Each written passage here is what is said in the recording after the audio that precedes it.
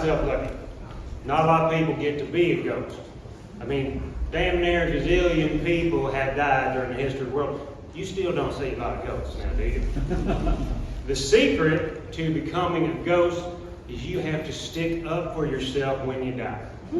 Most people just lay there. Here's what I did. It started 2 days before my 17th birthday when my best friend Hooter McAvoy shows up at my house. It's a real hot, sweaty day, and Hooter says he's thirsty and he wants me to help him lift some bears. Well, we hadn't done it for a while, so I say, what the hell? And we cruise up to that ratty little getting split on Commercial, and we walk in being super cool. Hooter floats over toward the beer cooler while I grab a pack of bubble gum and toss it on the counter so it slides off the other side and lands on the floor. When the clerk bends down to get it, Hooter slips a six-pack of Tall Boys under his shirt and heads for the door. But one of the bears comes with us, and when it hits the floor, it starts to hiss and spew like a pissed-off rattlesnake. Well, it only took the clerk a half second to figure out what was going on. He comes screaming out from behind the counter, swinging a damn baseball bat. Now, I duck under a swing and grab hold of his legs, and Hooter pulls this ugly little piece out of his pants. And all of a sudden, kablam! And the clerk's neck starts gushing blood like a fountain. And there I am, laying on the concrete, sopping it up. Man, the cops must have been parked at the Krispy Kreme next door, because they had us pulled over before we could turn the corner. I tried to act innocent, but I know it looked like I'd been wallowing in a pool of blood, because I had. And Hooter, he always taught me, but he totally wussed out when they made him one of those special limited time offers. Rat out the best friends you have in this world, and we'll give you 25 years, which actually means you could be up for parole before you turn 30. Hooter gulped that dough ball down like a hungry catfish. Then they told me that I had to take the same tactic. That was wrong. I didn't shoot nobody. Besides, I was still 2 days shy of being 17. By all rights, they should have sent me to juvenile. But they kept waving around these pictures of me, looking for all the world like I just ripped out somebody's throat with my teeth. You know, they hadn't let me clean up before they took my picture, which I believe is a clear violation of my constitutional rights against self-discrimination. Besides, it was an open and shut case of stand your ground self-defense. I mean, that clerk was trying to kill us. But they said I was guilty of murder because I held the man down while Hooter shot him. Hell yes, I held him down. If I had let him loose, he'd have tatered my head with his Louisville slugger. Self-defense, plain and simple. Anyway, they said I had to take 25 years like Hooter, or go on trial for murder and maybe get worse. No way I was falling for that. You know, my mama only came to see me once before my trial. And she sat down across the table from me, looked at me all chained up and unjustly accused, and said, "Did I know what happened to the spare front door key that ought to be on the cup hook in the shed?"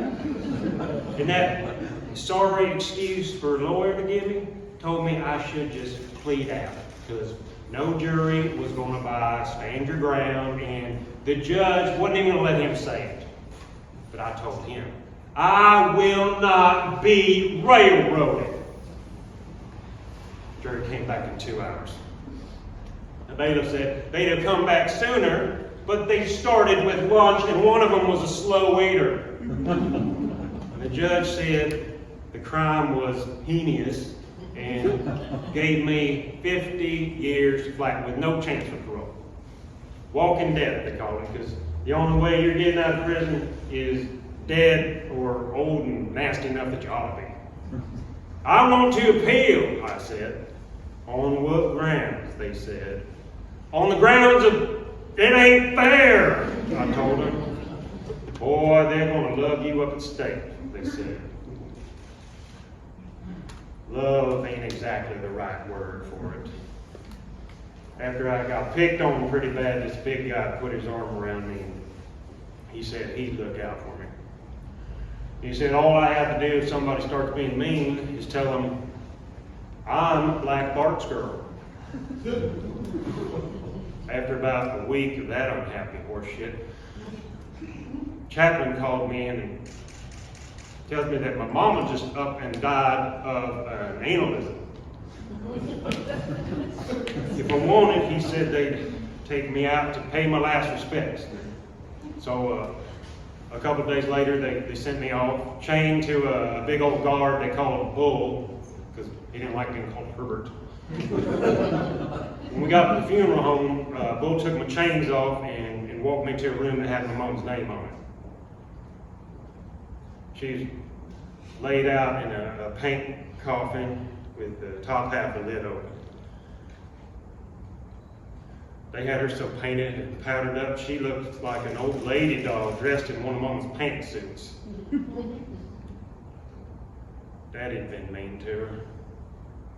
She'd run off once, but he got her back somehow before he got himself dead. And I got to thinking about that and about what I was about to go back to, and I made a decision. I bent down over Mama. I got my eyes big, and I shouted, "She's alive!" I threw open the closed half of the casket, and damn, they hadn't even bothered to put pants on her. Bull come charging in like he's leading the stampede. "Hold on to her," I yelled. "I'm going for help." It took a mighty heave, but I got Mama airborne just in time. Old Bull fell over a row of folding chairs trying to keep my poor half-naked dead Mama from hitting the floor. While he's wrestling with her, I tore off down the hallway, crashed through the emergency exit, and nearly T-boned a big old hearse somebody had left there with the engine running. By the time Bull got shed of my mother and shuffled his size 14s out the door, I had the wheels of that meat wagon rolling down the boulevard. That old Cadillac had a 440 cubic inch V8 and could haul ass, but I drove off nice and easy because the windows were smoked and nobody could tell I wasn't just a hard-working undertaker out there driving. But it was then that I realized that I hadn't thought my escape plan through to the point of knowing where I was going to escape to. Well, I knew Mama wasn't going to be home, so I just headed that way. And it didn't take but 5 minutes to get there and park behind a junk pile, but I wasn't halfway the door before I heard the first siren. Now, I figured the door would be locked, so I started winding up to bust it open before I got there, but I forgot to remember that I'd hung up a cheap-ass holocore door after last time I busted in. So when I reared back and gave the kung fu kick, my foot went straight through and the door just swallowed half my leg. And the sirens are starting to swarm, and there I am, dancing around on one leg like a dang chorus girl until I can pry myself loose enough to reach in and turn the knob. Have you ever walked into a room full of people that's just frozen in place? Mama's living room was like that. My sister and her husband Todd, my Aunt Cleo and Aunt Violet, the preacher, and 3 or 4 other people I'd never seen before, all just standing there dressed like they was going to church. Except for the one with the gun. You know, my old friend Hooter used to study obituaries and then go rob the homes of the dear departed during the funeral because he knew nobody's going to be there. He is the reason why funeral homes started sending out security guards. The irony was not lost on me as I stared down the barrel of that Rent-A-Cop's bazooka. Long story short, I tried to jump in, he pulled the trigger, and the lights went out. When I finally woke up, I actually felt pretty good. Until I looked down and saw myself laying on the floor with half my face blown off. You probably heard stories about the tunnel you go into when you die and how dead old friends and family are there to walk you into the light. Well, there it was. To be honest, there wasn't much of a crowd.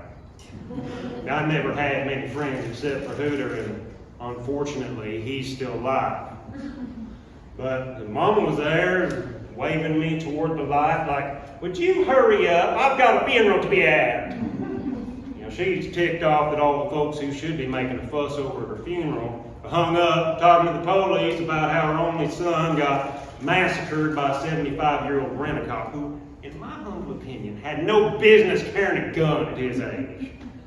So I'm like, well, excuse the hell out of me for spoiling your party by getting my face blown off.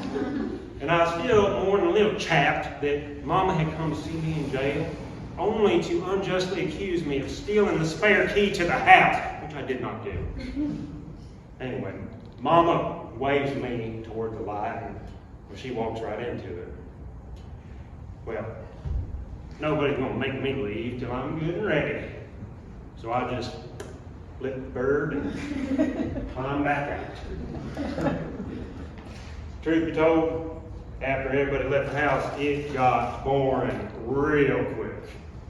I was stuck up on the ceiling over where I died for a long time because a ghost don't weigh nothing. And if you try to latch on to something, your hands just go right through it. I mean, you have to learn to kind of ooze from place to place. If you forget and look away, you snap right back to where you started from, which is frustrating. And if you try to leave the house, you snap right back in. And you can't see out the windows at all. The cleanup crew had cut a hole out of Mama's wall-to-wall sculptured shag, right, laid out. And they sewed in a patch that didn't quite match. I hardly noticed it at first, but now I can't miss it. And every time I see it, it bugs me like a toothache. In my opinion, somebody's definitely due a refund. What would really be good is if somebody else would move in and watch some TV so I could see something new. I can maybe I could do some haunting. Because I can ooze around real good now. And I have learned to manifest myself for upwards of 10 minutes at a spurt. As for the tunnel, I haven't seen any sign of it since I told them to stick it where their eternal light don't shine. So that's how I got to be ghosted. Hey, I got a joke for you. You know why ghosts are so lonely? It's because we ain't got no body. That's a pretty joke. At least it used to be funny. You seem to like it. Anyways, I'm starting to fade. I guess I better go. Y'all have a good night.